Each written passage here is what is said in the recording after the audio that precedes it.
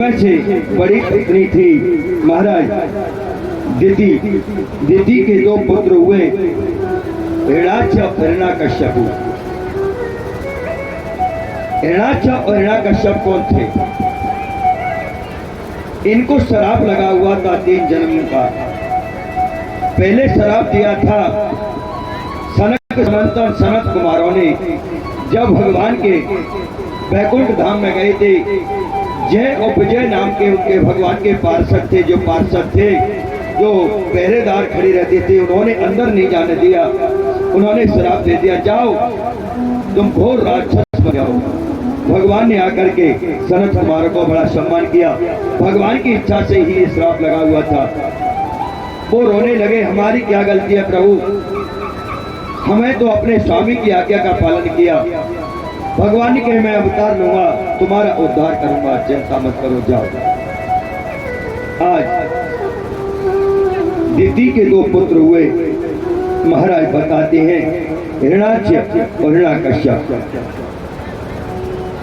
उनका जो बड़ा पुत्र था हिरणाक्ष, वो पृथ्वी को लेकर के रसातल को चला गया। जब पृथ्वी नहीं रही तो प्रलय की संभावना बन गई। सभी देवता हाहाकार करने लगे, चिल्लाने लगे। तो ये ब्रह्मा जी के 4 पुत्र थे, सनक सनंतन सनत कुमार। आज महाराज जब पृथ्वी नहीं रही, सब देवता घबराने लगे, सृष्टि का संचालन कैसे होगा, भगवान का प्राकट्य होना चाहिए। ब्रह्मा जी को छींक आई, उनकी नासिका के द्वारा शुक्र का अवतार हुआ। 12 अवतार कहते हैं। हमने कल 24 अवतारों के बारे में आपको बताया था। ब्रह्मा जी की छींक से शुक्र का अवतार हुआ।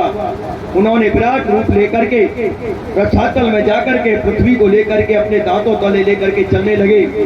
इधर हिरणाक्ष ने आकर के देखा, अरे कहने लगा, अरे जंगली जानवर कहाँ जाता है पृथ्वी को लेकर के। भगवान ने कहा, अरे तुम हमको जंगली जानवर कहते हो, शुक्र कहते हो। भगवान ने कहा, अरे ग्राम सिंह, अभी आकर के आपको हम देखते हैं। ग्राम सिंह किसे कहते हैं? गांव के कुत्ते को बोला जाता है ग्राम सिंह। अपने गांव का गांव में ही शेर बन जाता है, भौंकने लगता है। आज भगवान ने हिरणाक्ष से युद्ध किया, बड़ा युद्ध हुआ, गदा युद्ध हुआ, मल्ल युद्ध हुआ। हिरणाक्ष का वध किया। जब से उनका छोटा भाई हिरण्यकश्यप उनसे ईर्ष्या रखता था, बड़ा दोष रखता था, किसी को भी अपने राज्य में गोविंद का चिंतन नहीं करने देता। धन धन वृंदावन राजधानी, धर्म कर्म जा बटते जेवर मुक्ति और पानी। धन्य है ये वृंदावन की राजधानी, जहाँ पर मुक्ति मिलती है और जहाँ पर सबका कल्याण होता है। सुखदेव जी कहते हैं राजा परीक्षित ब्रह्मा जी के महाराज बताते हैं, उनके एक पुत्री और हुई थी। वैसे महाराज उनके एक पुत्र हुए महाराज मनु और शत्रुपा। महाराज मनु की 3 बेटियां थी, देवहूति, आकुति और प्रसूति। देवहूति का विवाह कर्दम मुनि के साथ में हुआ। कर्दम मुनि ब्रह्मा जी के पुत्र थे। ब्रह्मा जी कर्दम मुनि ने कहा, हम तो तब करेंगे, क्योंकि नारद जी जो भी जन्म लेते ब्रह्मा का पुत्र, उनके वो सबको संन्यास धारण करा देते। अरे भाई भजन करो, शादी करके क्या करोगे, सृष्टि का संचालन नहीं होने देते, खुद भी संन्यास धारण किया। इधर बताते हैं, जब देवहूति कर्दम मुनि के साथ में विवाह किया राजा मनु ने और शत्रुपा ने, जब देवहूति को लेकर के, जो नारद जी ने ये कहा था, हे कर्दम, जिनका तुम तप कर रहे हो वो तुम्हारे 10वीं संतान बनकर के परमात्मा स्वयं अवतार लेंगे। आप विवाह की मना मत करना। आप विवाह करना, जिससे सृष्टि का संचालन हो सके। जब तक आप विवाह नहीं करेंगे तो सृष्टि कैसे रची जाएगी, सृष्टि का संचालन नहीं होगा। नारद जी के कहने पर, भगवान के कहने पर महाराज कर्दम ने विवाह की हाँ कर ली और महाराज मनु और शत्रुपा अपनी पुत्री को लेकर के कर्दम मुनि के आश्रम पर गए। वहां जाकर के उन्होंने देखा कर्दम मुनि ने 3 आसन बिछाए, एक राजा मनु के लिए, एक शत्रुपा के लिए, एक देवहूति के लिए। महाराज मनु और शत्रुपा तो आसन पीछे पे बैठ गए और देवहूति सोचने लगी ये तो मेरे पति बनने वाले हैं, इनके बिछे हुए आसन पर अगर मैं बैठ जाती हूँ तो मेरा पति धर्म नष्ट हो जाएगा। शास्त्रों में बताया जाता है अगर पति कोई भी आसन बिछा देता है या कोई खटिया बिछाता है, कोई बिस्तर लगाता है, तो पत्नी को उस पर बैठना नहीं चाहिए। अगर पत्नी बैठती है, आजकल तो पति देव ने बिछाया, पत्नी आई हाय करके गिर गई, हाय तुम हट जाओ मैं तो मरी जा रही हूँ। पति को धक्का देते, उन्होंने आसन बिछाया, पत्नी हाय मैं तो मरी जा रही हूँ, हटो हटो। ऐसा नहीं करना चाहिए। पति के बिछे हुए आसन पर जो पत्नी बैठती है उसका पति धर्म नष्ट हो जाता है। अगर पति आसन बिछा भी देता है, आपकी बेड शीट को बिछाता है, तो आप द्वारा जाकर के ठक्कार के उसको बिछाइए। कभी उसके बिछे हुए बिस्तर पर नहीं लेटना चाहिए। इस शास्त्रों का नियम है, कथाओं से यही शिक्षा मिलती है। तो देवहूति मैया ने समझा ये कुछ समय के बाद में मेरे पति बनने वाले हैं, इनके साथ में विवाह होने वाला है, इन्होंने ये आसन बिछाया है, अगर इस पर मैं बैठ जाती हूँ तो मेरा पति धर्म नष्ट हो जाएगा, अगर नहीं बैठती हूँ तो मेरे पति का अपमान होगा, क्या करना चाहिए। हाथ जोड़ के देवहूति मैया ने प्रार्थना की, हे प्रभु मुझे कोई सद्गति दो, मुझे कोई बुद्धि दो, मैं क्या करूं। उन्होंने परमात्मा का चिंतन किया। देवहूति मैया नीचे जमीन पर बैठ गई, अपना दाया हाथ लेकर के उस आसन पर रख दिया। उस आसन का अपमान भी नहीं हुआ, उसका सम्मान भी हो गया और पति धर्म भी बच गया। बैठी जमीन में अपने हाथ को रख दिया, दाएं हाथ को। इधर कर्दम मुनि समझ गए ये तो पत्नी बनने योग्य है, बड़ी ही ज्ञानी है। महाराज मनु ने और शत्रुपा ने अपनी कन्या का विवाह शुभ मुहूर्त में दे करके कर्दम मुनि के साथ में कर दिया। कर्दम मुनि के साथ में विवाह होने के बाद में वो तो अपने राज्य को लौट गए और इधर कर्दम मुनि ने उसी क्षण तप करने के लिए आसन लगा दिया। तो देवहूति मैया बोली आप आसन तो लगा रहे हैं, तप करना, मैं आपकी तपस्या में बाधा नहीं डालूंगी। हे स्वामी ये तो बताओ हमारे रहने की व्यवस्था कहाँ है, मैं कहाँ रहूंगी। हर पत्नी पूछती है सारे में अपने पति से, बताओ कहाँ है, हमारी व्यवस्था कहाँ है। इस कमरे में एसी है, किधर है बेडरूम, पूछती है नहीं पूछती। और व्यवस्था ही नहीं है तो कंगाल के साथ विवाह होगा, का झोपड़ी में रहूंगी मैं। देवी कहती है महाराज रहने की व्यवस्था। आज कर्दम मुनि अपनी पत्नी की बात को सुनकर के अपनी कुटिया के अंदर ले गई। वहां जाकर के क्या देखा, कुटिया इतनी सुंदर बनी हुई है, जितनी सूर्य की किरणें निकलती हैं वो सब अंदर प्रवेश कर जाती हैं। इतनी सुंदर कुटिया है, क्योंकि उनकी कुटिया के छान के ऊपर फूस भी नहीं है, जितनी धूप आती है सब अंदर जाती है। थोड़ा बहुत लगा हुआ है तो देवहूति मैया ने देखा एक कोने में सर्प बैठा हुआ है और मेढक उसके सामने बैठा हुआ है। देवहूति मैया बोली ये सर्प है देवी, ये मेढक है। सर्प और मेढक का बैर होता है ये, अरे इनमें यहाँ पर कोई ईर्ष्या का काम नहीं है या भक्ति का काम है। अच्छा, दूसरे कोने में जाकर के देखा देवहूति मैया ने एक बिल्ली बैठी हुई है, उसके सामने चूहा बैठा हुआ है। देवहूति मैया बोली स्वामी ये क्या, अरे ये बिल्ली है, ये चूहा है, चूहा बिल्ली का बैर होता है नहीं, इनमें आपस में मित्रता है या ऐसी कोई ईर्ष्या नहीं है। ऊपर को उन्होंने अपने नेत्रों को खोल करके देखा, चिड़िया बैठी हुई है, घोंसला है, उनके बच्चे बैठे हैं, चीची चीची की आवाज कर रही है। क्या है प्रभु, ये चिड़िया है, उनके रहने की व्यवस्था है, वो यहीं रहती है, बच्चों के साथ में अपना पालन करती है। अच्छा, तो प्रभु हमारी रहने की व्यवस्था कहाँ है? उन्होंने कहा देवी एक कोने में आप बैठ जाइए, एक कोने में हम बैठ करके भजन करेंगे। देवहूति मैया बोली कितनी तपस्वी है, कितनी संतोषी मेरे पति हैं, धन्य हो गई मैं ऐसे पति को पा करके। पतिव्रता नारी यही सोचती है, और जो पैसी होती है तो कहती है कहाँ है मोटर, कहाँ है कार, कहाँ है बंगला। अरे कहा कंगाल के साथ में विवाह हो गया, मैं तो मर गई, मुकद्दर छूट गई। कहती है नहीं कहती है? ऐसा नहीं कहना चाहिए। पति परमेश्वर होता है। जब आपका विवाह हो गया, जिसके साथ हो गया वो आपका ईश्वर है। एक फिल्म में गाना सुना हुआ, तुम ही मेरे देवता हो, तुम ही मेरे पति हो, गाते हैं ना। तो आजकल देवता का माने, देवता तो वही है कि जेब भरी हो नोटन तो देवता है, नहीं तो भूत है। तो आज ये बता करके एक कोने में करदम मुनि बैठ गए तब करने के लिए। देवहूति मैया ने देखा मैं तो राजसी ठाट वाट थे, श्रृंगार करके बड़े आभूषण पहने हुए, मेरे पति देव तो एक अंगोछा लगाए हुए हैं, एक पीताम्बर पड़ा हुआ, तुलसी की माला है, हाथ में गौमुखी है, और वो तो मेरे पति ऐसे, मैं ऐसे श्रृंगार में कैसे रह सकती हूँ? देवहूति मैया ने जितने आभूषण थे सबको उतार दिया, त्याग दिया, और तपस्वी वेश में आ गई। तपस्वी वेश में एक साड़ी को पहन लिया और चंदन लगाया और तुलसी की माला डाल करके अपने पति की सेवा में लग गई। कई हजार वर्ष तक करदम मुनि ने तप किया। तप करने के बाद में जब उन्होंने समाधि टूटी, देवहूति मैया उस समय पे क्षीण हो गई थी, वृद्ध अवस्था हो गई थी। आज देवहूति मैया को देख करके करदम मुनि बोले अरे देवी आप कौन हो?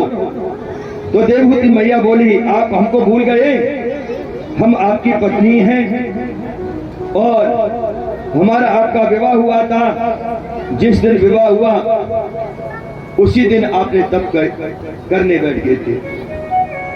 तो आपका मैंने भी स्नान नहीं किया, भोजन नहीं किया, जब आपने भी जलपान नहीं किया, आपने कुछ प्रसादी ग्रहण नहीं की, पति ने नहीं किया तो पत्नी कैसे कर सकती है? मैं आपकी सेवा में लग गई प्रभु।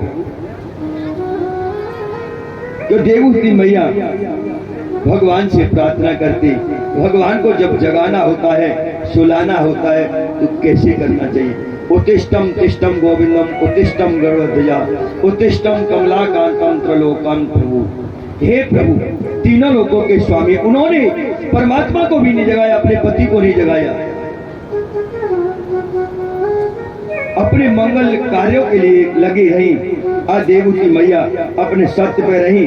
सत्यम परम धीमहि, सत्य ही परम धर्म है। और जब उन्होंने करदम मुनि ने कहा देवी आपकी कुछ इच्छा है, हर माता बहन भाई की इच्छा होती है, इस संसार में आए हैं हम भी कुछ न कुछ करेंगे। कुछ माताओं की इच्छा होती है कि हमारा पति भी हमें शॉपिंग कराने ले जाए, कभी तीर्थ कराने ले जाए, घूमने ले जाए। होती है नहीं इच्छा होती है? किस किस की इच्छा होती है, किसकी नहीं होती है? बताओ, हाथ उठाओ। घूमने की इच्छा, देखो ये मैया की इच्छा शॉपिंग करने जाएगी, मोहम्मद आत्मा रही। राधे राधे। मैया समझेंगे शॉपिंग कायदे कहते हैं। मैया तो बड़ी जल्दी से नहीं बोली मेरी इच्छा है, भैया इनको शॉपिंग जरूर करा के लाइए।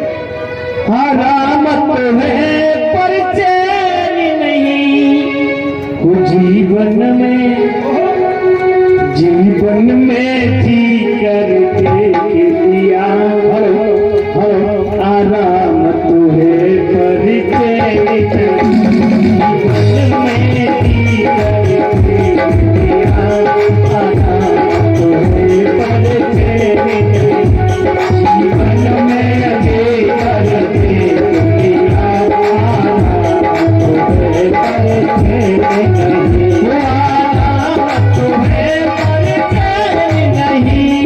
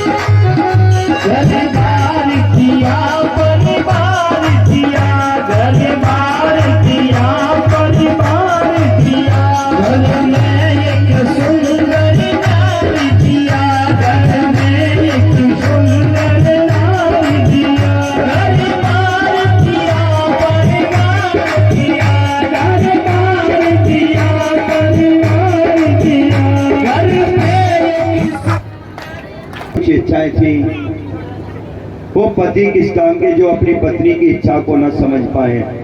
पत्नी की जो कामनाएं होती है पति को समझ लेना चाहिए, और पति की जो इच्छा होती है पत्नी को भी समझना चाहिए। वो ही सच्चा प्रेम होता है। आज देवहूति मैया की इच्छाओं को करदम मुनि ने समझ लिया। कामना है इस धरातल पे आई है, कुछ भ्रमण करना, घूमना, कुछ संसारी दुनिया को देखने का इच्छा है। उन्होंने अपने योग बल से, अपने तप से एक सरोवर की रचना की। उस सरोवर का नाम था बिंदु नामक सरोवर। उन्होंने इशारा किया, देवी आप सरोवर में पहले स्नान करके आओ। आपने कई हजार वर्ष से स्नान भी नहीं किया है। देवहूति मैया पति की आज्ञा मान करके सरोवर में स्नान करने के लिए गई। वहां जाकर के जैसे ही देवहूति मैया ने डुबकी लगाई, बाहर निकली, उनकी तरुणी अवस्था हो गई। इतनी सुंदर शरीर बन गया, 18 वर्ष की सी कन्या का रूप धारण हो गया। मानो देखने में ऐसे लगी रती है, दास दासियां सेवा करते हुए, कोई उनके शरीर को पोंछ रहा है, कोई केशों को झुका रहा है, कोई उनका श्रृंगार कर रहा है। पूरा श्रृंगार कर दिया। देवहूति मैया बाहर आई। आकर के करदम मुनि बाहर खड़े हुए थे। 1.5 हाथ की दाढ़ी लटकी हुई थी, जटाएं लटकी हुई थी, शरीर छीड़ हो रहा था, दुबला पतला था, एक एक हड्डी, एक एक आंख दिखाई दे रही थी। देवहूति मैया ने देखा, देखो मैं कितनी सुंदर हूँ। देवहूति मैया अपने पति के पास गई, ने टिटला करके मटक करके निकली, देखो तुम कैसी लग रही हो, मैं कैसी लग रही हूँ। ये तो नारियों का स्वभाव होता है, कभी कभी पति से कहती, देखो तुमसे मैं कितनी सुंदर हूँ, जबकि ऐसा नहीं कहना चाहिए, बहुत बड़ा पाप है। हंसने वाली बात नहीं है, शिक्षा वाली बात है। कभी भी अपने पति के सामने पत्नी को ये नहीं कहना चाहिए कि मैं कितनी सुंदर हूँ आपसे ज्यादा। देवहूति मैया ने ये शब्द तो बोल दिया, परंतु जैसे ही करदम मुनि से थोड़ी सी आगे गई, 2 कदम, उनको मन में बड़ी गलानी आई, मैंने ये कितना बड़ा अपराध कर दिया। आज तक ऐसा बड़ा अपराध नहीं किया। मैंने अपने पति का तिरस्कार कर दिया। मैंने उनके सामने कह दिया मैं कितनी सुंदर हूँ, आपको ऐसे दुबली पत्नी। देवहूति मैया करके करदम मुनि के चरणों में लेट गई। हे प्राणनाथ, मुझे क्षमा कर दो, मेरी अंदर की भावनाओं ने और मेरे इस रूप ने, इस यौवन ने क्या करा दिया। ये ऐसा रूप, ऐसा यौवन मुझे नहीं चाहिए।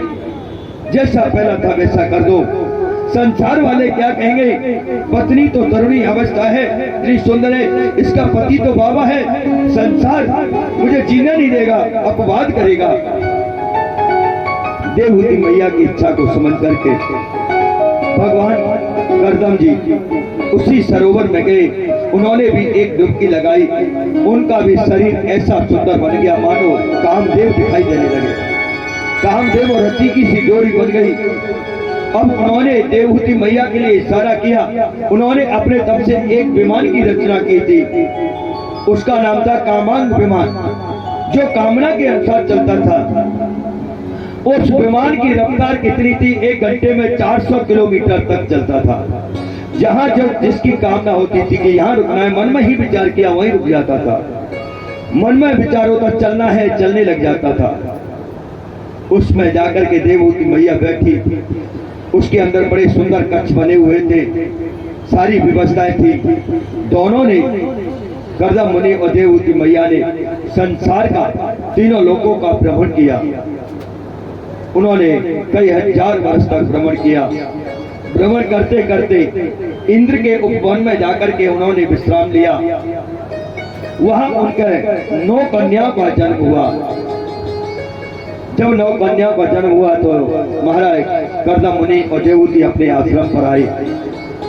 वहां आकर के उन्होंने कहा देवहूति से, देवी अब हम तप करना चाहते हैं, आपकी इच्छा भी पूर्ण हो गई। देवहूति मैया ने कहा हमने पहले भी आपसे मना नहीं किया था, हम आज भी आपको नहीं रोकेंगे, आपकी इच्छा जो भी है आप कर सकते हो। जब देवहूति मैया की ये बात सुनी, महाराज जाने लगे। इतने में नारद जी आ जाते हैं। नारद जी ने कहा अरे करदम जी, आप कहाँ बन को जा रहे हैं? परमात्मा कहाँ नहीं है बताइए। परमात्मा ने पहले ही कह दिया है कि ना हम बशाम वैकुंठे योग नाम देन चाओ मधुभक्ता यत्र गायन्ति तत्तिष्ठामि नारदो। ना हम बशाम वैकुंठे, परमात्मा वैकुंठ में नहीं रहते हैं। न हम बशाम वैकुंठे योग नाम हृदय न चा, साधु महात्माओं के भी हृदय में नहीं है। मद भक्ता यत्र गायन्ति, मेरे भक्त मुझे कहीं भी गान करें, कीर्तन करें, भजन करें, मेरा ध्यान करें, चिंतन करें, चाहे वो घर के अंदर हो, चाहे वो मंदिर में हो, चाहे जंगल में हो, चाहे किसी तीर्थ में हो, वहीं पर हम वास करते हैं। चाहे वो बालक हो, युवा हो, वृद्ध हो, नारी हो या पुरुष हो, या सन्यासी हो या गृहस्थ हो, परमात्मा सबके अंदर वास करते हैं। उन्होंने कहा आप जाना चाहते हैं आप जा सकते हैं, परंतु नारद जी ने कहा हमने आपसे कहा था कि आपके 10वें पुत्र के रूप में भगवान नारायण का अवतार होगा, आप जंगल में क्यों जा रहे हैं जब आपके घर ही नारायण आ रहे हैं? तो इतना बात सुन करके महाराज करदम मुनि रुक जाते हैं। उनके 10वें अवतार में एक पुत्र का जन्म हुआ। उन पुत्र का नाम कपिल देव रखा गया। बोलिए कपिल देव भगवान की जय हो। आज कपिल देव का जन्म हुआ। करदम मुनि ने भगवान के चरणों की वंदना की, भगवान के चरणों की रज मस्तक पर लगा करके जंगल को चले गए। और देवहूति मैया पति के जाने के बाद में और करदम मुनि तो चले गए और उनके पुत्र कपिल देव तपस्या में लीन रहते थे, भजन करते। और देवहूति मैया यमुना किनारे बैठी, अकेली आश्रम पर बैठी है, सोचती है मैं क्या करूं, मेरी समझ में नहीं आता मुझे क्या करना चाहिए। जब कपिल देव ने देखा माता आप इतनी उदास क्यों हैं, आप इतनी चिंतित क्यों रहती हो, कारण क्या है?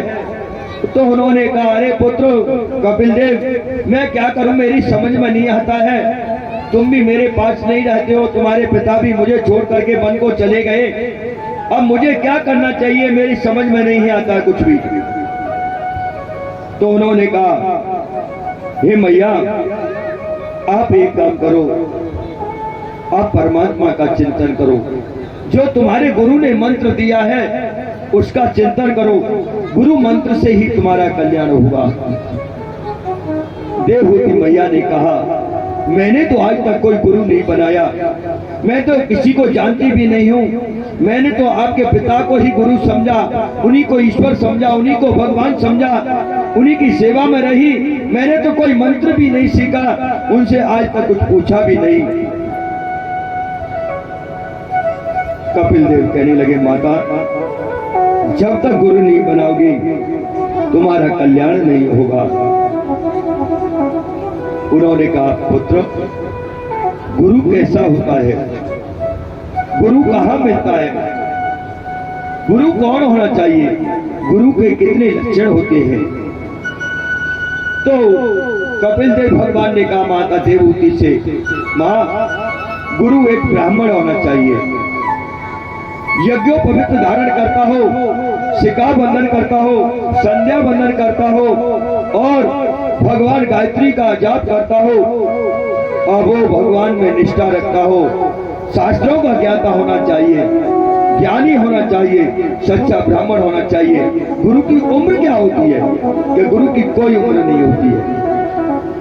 गुरु क्या है? गुरु कोई शरीर नहीं है, गुरु तो एक मंत्र है, मंत्र से ही मोक्ष की प्राप्ति होती है। जब तक गुरु कान में मंत्र नहीं देता है न धन की प्राप्ति होती है, न मोक्ष की प्राप्ति होती है, न सदगति की प्राप्ति होती है। हे माता तो मैया ने देखा मेरे पुत्र के अंदर सभी लक्षण हैं, ये ब्राह्मण भी है, यज्ञ पवित्र भी धारण करते हैं, चंदन भी लगाते हैं, शिखा बंधन भी करते हैं और संध्या बंधन भी करते हैं, निष्ठाधारी भी हैं। मुझे इन्हीं को गुरु बना लेना चाहिए। देवहूति माता खड़ी हुई और अपने पुत्र की 3 परिक्रमा देके सामने हाथ जोड़ के बैठ गई।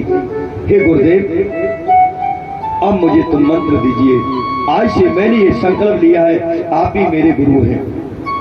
कपिल देव भगवान बोले, हे मैया, मैं तो आपका पुत्र, आपने क्या किया? नहीं, आपने अभी कहा था गुरु को शरीर नहीं होता है, गुरु की कोई उम्र नहीं होती है, गुरु के ये लक्षण होते हैं, आपके अंदर सब कुछ है, मैं कुछ नहीं जानती हूँ।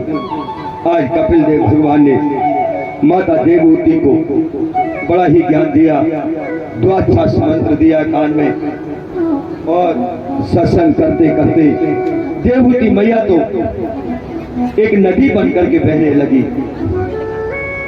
जब नदी बन गई, शरीर नदी बन गया, जल बनकर के बहने लगा, तो कपिल देव भगवान ने जल लेकर के अपने पक्षी का लगा करके, अपने मस्तक से लगा करके, कपिल देव भगवान तो महाराज उत्तराखंड को बद्रीनाथ क्षेत्र में चले गए। सुखदेव जी कहते, राजा परीक्षित कहते हैं, कितना भी बड़ा ज्ञानी हो जाए, गुरु के बिना भव सागर से पार नहीं होता है। गुरु बिना बाबने करहे न कोई, गुरु बिना बाबने करहे न कोई, गुरु बिना बाबने करहे न कोई, यो विराटी शंकर सम होई, यो विराटी कृष्ण होई, गुरु बिना बाबने करहे न कोई, यो विराटी शंकर सम होई। मैं प्रेम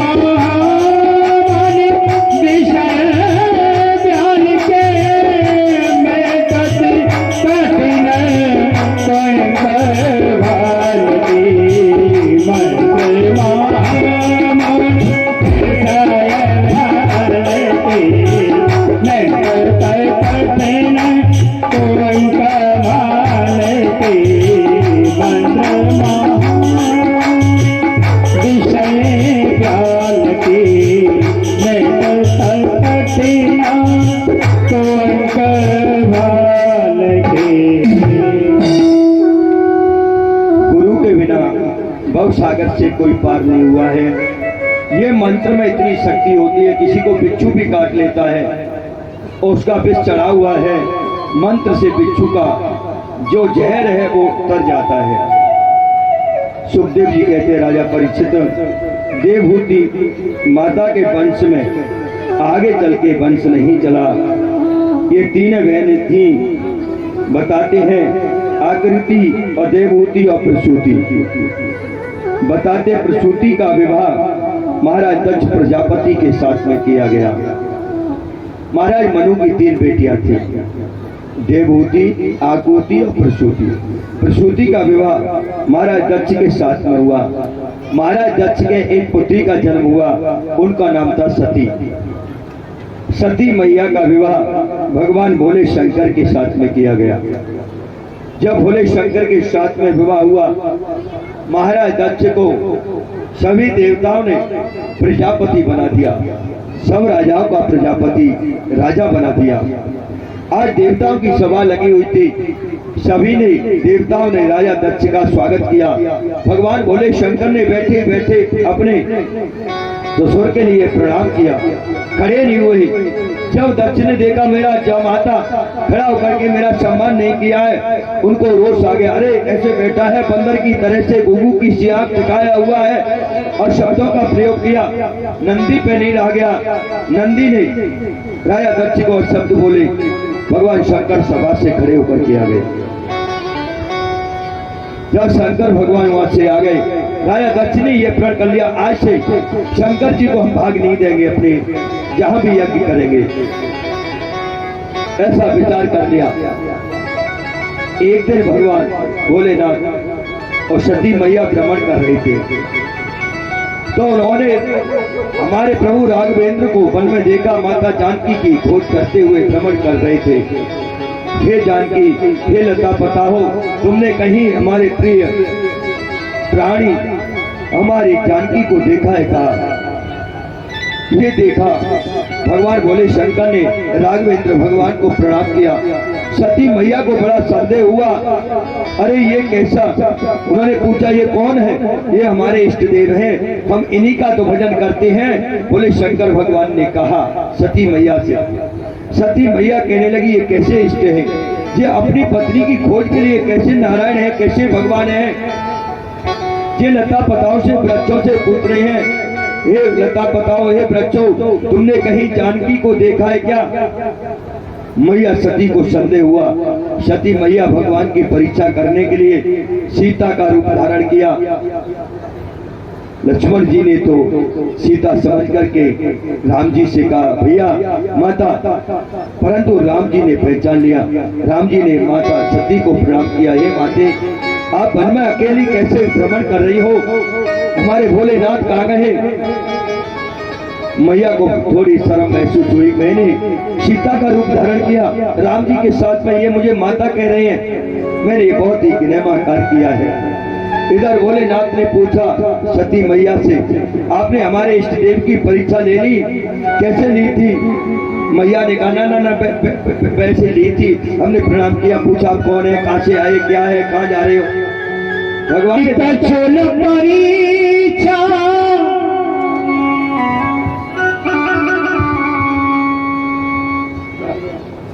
कछुल परीक्षा लेन गुसाई कीन प्रणाम तुम्हारे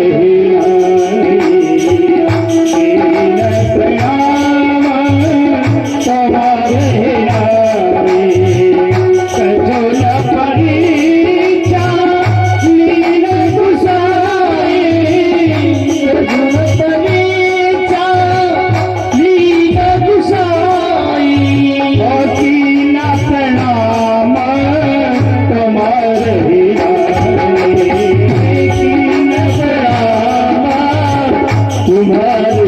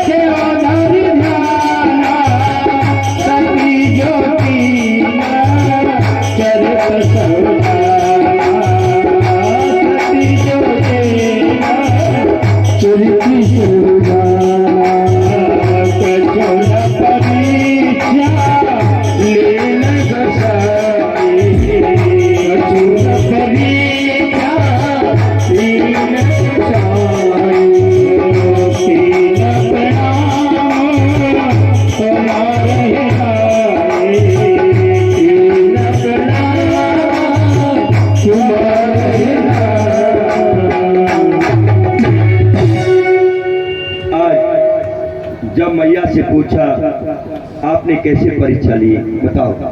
मैया ने एक ही कहा जैसे आपने प्रणाम किया हे प्रभु वैसे ही मैंने प्रणाम किया। और क्या परीक्षा ली थी? भगवान ने कहा अच्छा। भगवान ने ध्यान लगा करके देखा, ओहो इन्होंने तो माता जानकी का रूप धारण करके मेरे राघवेंद्र की परीक्षा ली है। भगवान शंकर ने माता सती के लिए सामने आसन डाल दिया, अपने दाएं तरफ में बिठाया। पत्नी को दाएं बाएं बिठाया जाता है। उन्होंने सामने आसन डाल दिया, माता सती समझ गई। अब कुछ समय के बाद में सुखदेव जी कहते राजा परीक्षित, राजा दक्ष ने एक यज्ञ का आयोजन किया। उन्होंने सभी देवताओं को निमंत्रण दिया, परंतु भोलेनाथ के लिए कोई निमंत्रण नहीं दिया। अब पुष्प विमान उड़ करके जा रहे हैं, सभी अपनी पत्नियों के साथ में राजा दक्ष की तरफ यज्ञशाला की तरफ जा रहे हैं। तो माता सती ने जब देखा ये विमानों को, तो माता सती बोली हे भोलेनाथ ये विमान कहाँ जा रहे हैं, किधर जा रहे हैं, क्या हो रहा है? तो उन्होंने कहा तुम्हारे पिता के यहाँ यज्ञ हो रही है, वहां पर जा रहे हैं। तो माता सती बोली आप नहीं चलोगे? तो भगवान बोले शंकर ने कहा कि बिगर बुलाए नहीं जाने चाहिए कि आहा बताई हर से नहीं नैनन नहीं सने और तुलसी वहां न जाइए चाहे कंचन वर्षे में। कोई किसी को देख करके हंसे नहीं बोले नहीं, ये सती वहां पर नहीं जाना चाहिए जहाँ सम्मान नहीं हो। तो उन्होंने कहा मैं तो जाऊंगा। किसी के पिता के यहाँ यज्ञ हो रही हो, बेटी ससुराल में कैसे रह सकती है? अब चैन नहीं पड़ रहा है, सती मैया इधर उधर घूमती है, आज्ञा मांगती है मुझे भेज दो, मैं जाऊंगी, मैं कल आ जाऊंगी वापस, परंतु जाऊंगी। और सती मैया इस बेचैनी को देख करके भोलेनाथ ने हरि मुझे आज्ञा दे दो भोला, मुझे आज्ञा दे दो भोला, सब काम के लिए ये तो जाए उड़न खटोला मेरे काम के, ये तो जाए ऐसे नहीं ताली बजाओ। ये तो जाए रे उड़न खटोला मेरे गाम के लिए।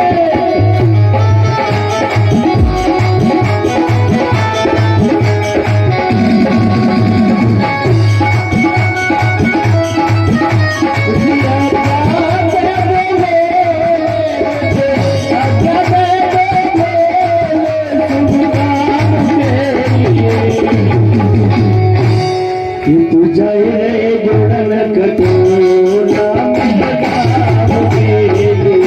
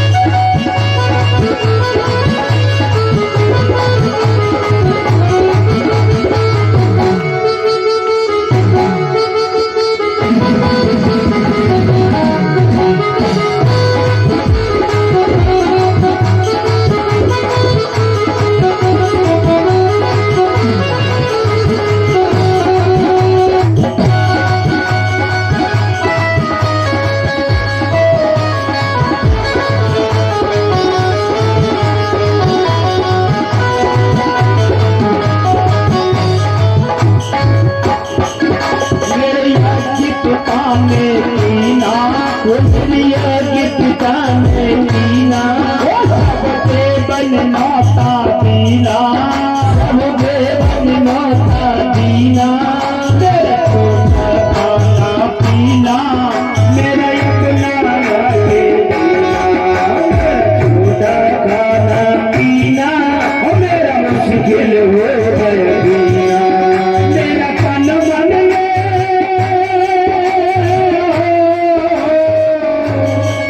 मेरा तन मन ले हिचकेला, मेरे गाँव के लिए ये तुम्हारे उड़न कटोरा,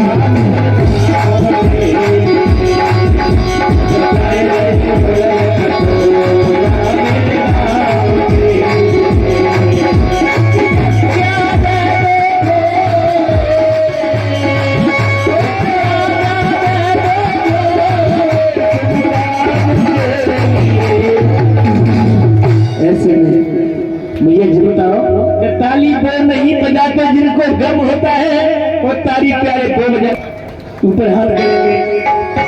वो मुझे क्या दे दो भोले शुभ काम के लिए,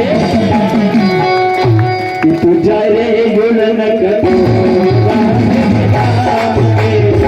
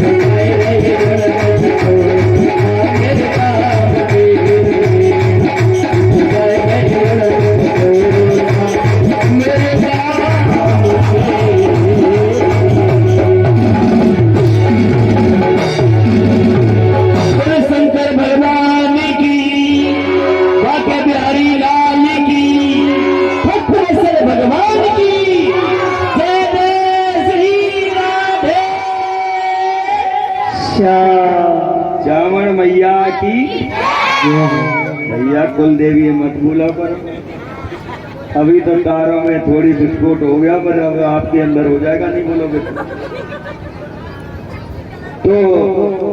आपने एक चीज देखा होगा, जब माताएं अपने गांव के लिए जाती कितनी खुश होती हैं, रात भर नींद नहीं आएगी, जा बक्सा कुरेदेगी, जा बगेगे रखेगी, जा सामाने रखेगी, जा भैया को ले जाऊंगी, जा भतीजे को ले जाऊंगी, बड़ी खुशे होके जाएंगी, दूध को टीको करेंगी, कढ़ाई जलाएंगी, लड्डू बनाएंगी। भैया की होली तो कितनी प्रसन्न होगी, तो पता है डॉक्टर साहब को छोड़ कर गया भैया की हो रही है, भैया मैं नहीं रुकूंगी, कुछ भी हो, चाहे नुकसान हो, चाहे ऑफिस से हो, चाहे कुछ भी हो।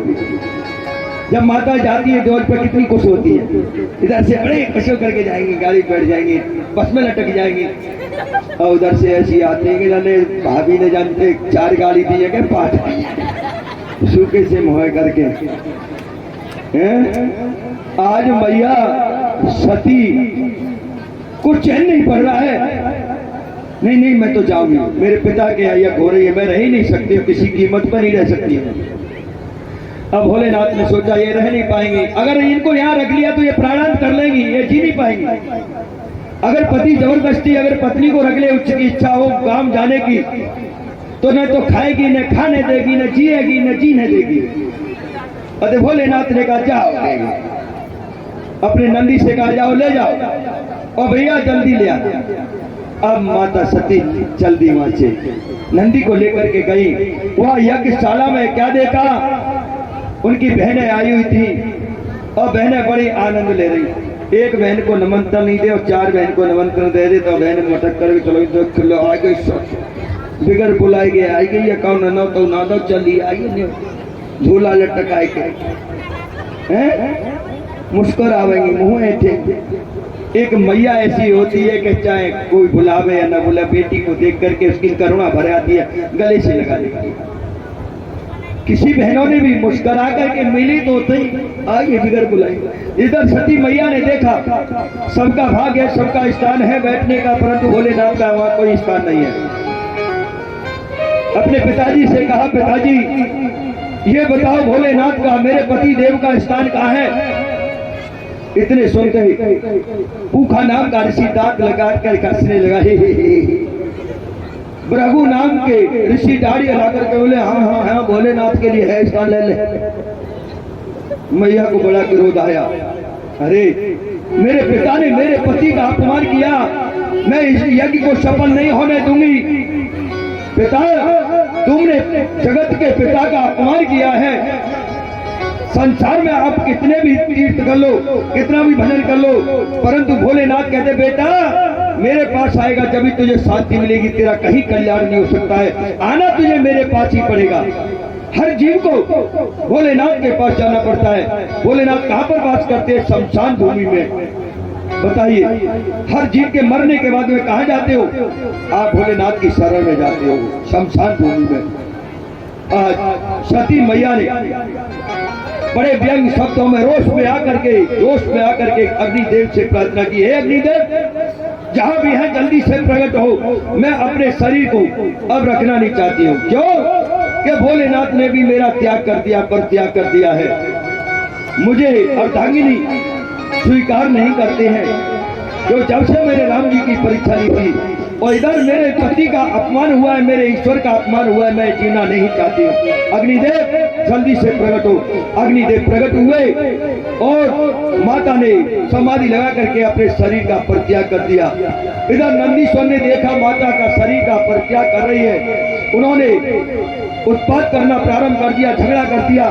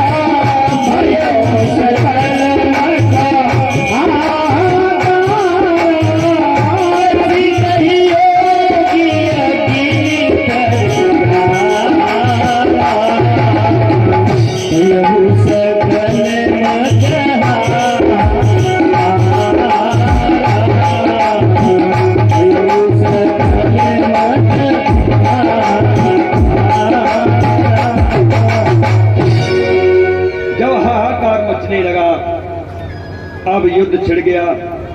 प्रजापति के सैनिकों ने नंदीश्वर पे हमला किया। दौड़ते हुए कैलाश पर्वत पर गए। जाकर के भगवान भोले शंकर से कहा प्रभु अनर्थ हो गया। क्या हुआ?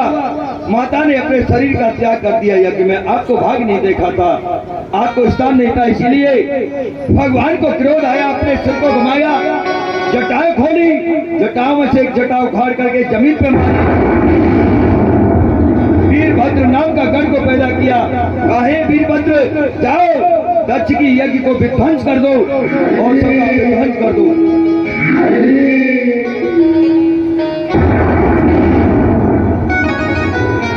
वीरभद्र नाम का गण गया। वहां जाकर के महाराज दक्ष की यज्ञ को देखा। यज्ञ हो रही थी। पूखा नाम के ऋषि के दांतों को तोड़ा। पहले जाकर के तू देख करके शारदा माता को और प्रभु नाम के ऋषि की दाढ़ी को उखाड़ लिया और मारना पीटना प्रारंभ कर दिया। राजा दक्ष के सिर को पकड़ के तोड़ करके यज्ञशाला में डाल दिया, भस्म कर दिया। यज्ञ विध्वंस हो गई, हाहाकार मचने लगा। भगवान भोलेनाथ के पास में सभी गए। सभी ने देवताओं ने जाकर के भोलेनाथ से प्रार्थना की प्रभु अनर्थ हो जाएगा। यज्ञ पूर्ण होनी चाहिए। यज्ञ अधूरी है। यज्ञ कैसे पूरी हो? बिगड़ यजमान की यज्ञ पूरी नहीं होती है। प्रभु यजमान को जीवित करो, भगवान को, क्योंकि ये देवता अपने स्वार्थी हैं। कहते स्वार्थ लाग करें सब प्रीति और सुर नर मुनि की यही रीति। स्वार्थ से देवता भगवान शंकर की शरण में गए। भगवान तो वो तो करुणा के अवतार हैं, करुणा के अवतार हैं। कहते कर्पूर गौरम करुणावतारम संसार सारम भुजगेंद्र हारम सदा वसंतम हृदयारविंदे भवम भवानी शैतम नमामि। वो तो करुणा के अवतार हैं भगवान भोलेनाथ। भोलेनाथ को दया गई, कहा जाओ राजा दक्ष के सिर के ऊपर एक बकरे का सिर लेकर के लगा दो, क्योंकि वो ज्यादा मैं करता है और बकरा भी मैं करता है। अधिक बोलना खराब होता है, अधिक बोलना नहीं चाहिए। बाचाले लबते नाशम, अधिक बोलने वाले का विनाश हो जाता है, शास्त्रों में बताया गया है। आज ऐसा ही किया, यज्ञ को पूर्ण किया। इधर सुखदेव जी कहते हैं राजा परीक्षित ध्यान से सुनो, सावधान होकर के सुनो। महाराज मनु की 3 संतान थी, 3 बेटियां थी, 2 पुत्र थे। 3 बेटियां थी, देवहूति, प्रसूति और आकुति, और 2 बेटा थे, उत्तम और प्रियव्रत। महाराज उत्तानपाद और प्रियव्रत 2 बेटा थे महाराज मनु के। और बताते हैं उत्तानपाद महाराज की 2 पत्नियां थी। पहली पत्नी का नाम था सुनीति। सुनीति कहते हैं जिनकी सुंदर नीति होती है। पहली पत्नी, बड़ी पत्नी का नाम था सुनीति, जिसकी सुंदर नीति है, सुंदर विचार है, उसी का नाम रखा जाता है सुनीति। कहीं तुमने नाम रख दिया अपनी बेटी का नाम शांति, और वो मचाते हैं पूरे दिन अशांति। काय का नाम है? नाम रख दिया लक्ष्मी, और गोबर सीमेंट से डोल रही है, लोग बताओ है लक्ष्मी। नाम भी सोच के रखना चाहिए। उनका नाम था सुनीति, जिसकी सुंदर नीति और सुंदर विचार थे। महाराज उत्तानपाद ने उनके साथ में विवाह किया। कुछ समय तक उनके संतान उपलब्ध नहीं हुई, जिस कारण से भगवान की कृपा से उत्तानपाद ने दूसरी शादी की। उस पत्नी का नाम था सुरुचि। सुरुचि किसे कहते हैं? जिसको अपने कार्य में ही रुचि आए, अपने आप को ही सुंदर समझे, अपने आप में ही सब कुछ समझे, दुनिया को कूड़ा कचूड़ा समझे, उसे कहते सुरुचि। किसी के कार्य में रुचि ना आए, उसका नाम सुरुचि था। भगवान उत्तानपाद विवाह करके लाए। जब सुरुचि ने आकर के देखा महल में सुनीति मैया को, तो उन्होंने कहा ये कौन है? ये हमारी बड़ी रानी है। तो सुरुचि मैया ने कहा महाराज एक मयान में 2 तलवार वास नहीं कर सकती है। इस महल में या तो ये रानी रहेगी या मैं रहूंगी। आपके साथ रहना है तो आपको इसका परित्याग करना पड़ेगा, इसको महल से निकालना पड़ेगा। तो उत्तानपाद ने क्या किया? उनके लिए दूसरा महल बनवा करके उनको दूसरे महल में रख दिया। परंतु सुरुचि मैया सुनीति मैया के पास में अपने पति को उत्तानपाद को जाने नहीं देती हैं, अपने पास ही रखती हैं। भगवान देव गति से सुनीति मैया के भी गर्भ ठहर गया। उनके 9वें महीने में एक सुंदर बालक का जन्म हुआ, उनका नाम रखा गया ध्रुव। और इधर सुरुचि मैया के भी गर्भ ठहर गया, उनके भी 1 महीना बाद एक पुत्र का जन्म हुआ, उनका नाम रखा गया उत्तम। अब तो महाराज उत्तानपाद को बड़ी प्रसन्नता हुई, हमारे 2 पुत्र हैं। परंतु सुनीति मैया के महल में नहीं जाने देती है, अपने पास रखती है। इधर ध्रुव जी ने कई बार पूछा मैया, ओ मैया हमारे पिता हमारे पास क्यों नहीं आते हैं? हमने पिता के दर्शन नहीं किए हैं, हमें पिता के दर्शन करना है। सुनीति मैया कह देती, कई बार ध्रुव को समझाया बेटा तुम्हारे पिता राजकार्य में व्यस्त रहते हैं, इसीलिए आपसे मिल नहीं पाते हैं। नन्हे से द्रव कोई बात नहीं है मैया।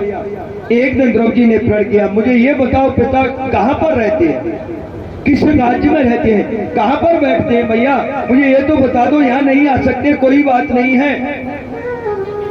सुनी थी मैया ने के सामने वाले महल में रहते हैं, वही वास करते हैं और अपने राजकार्य में व्यस्त रहते हैं।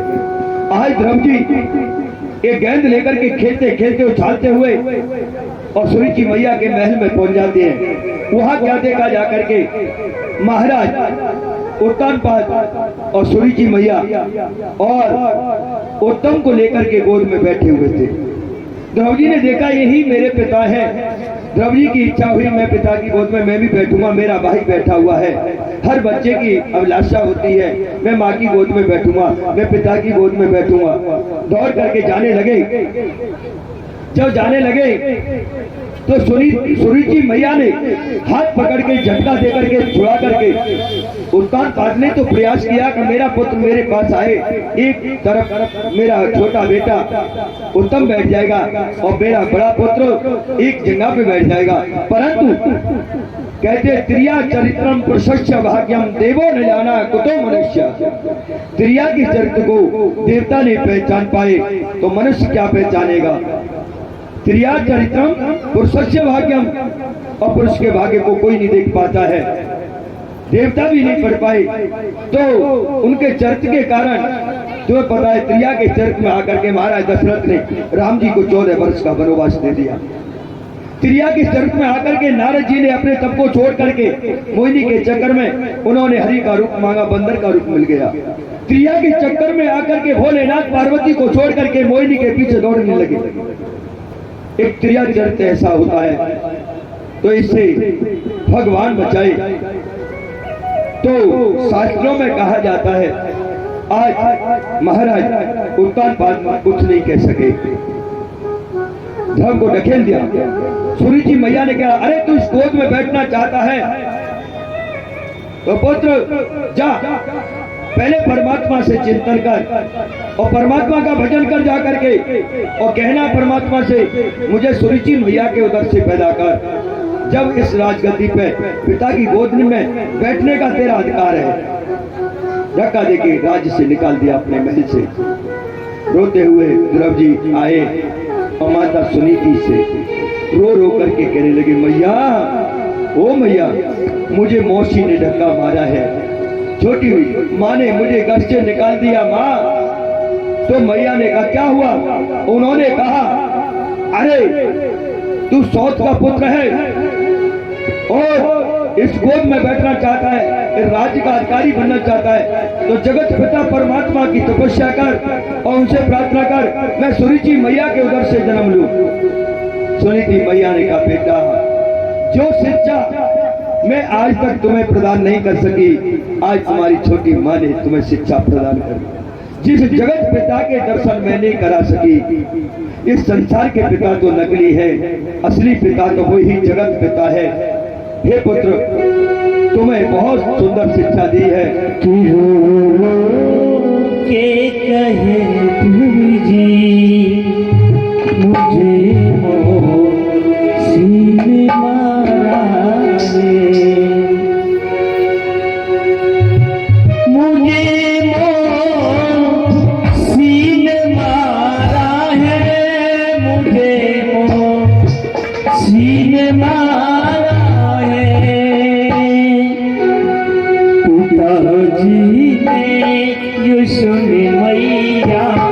नमुक से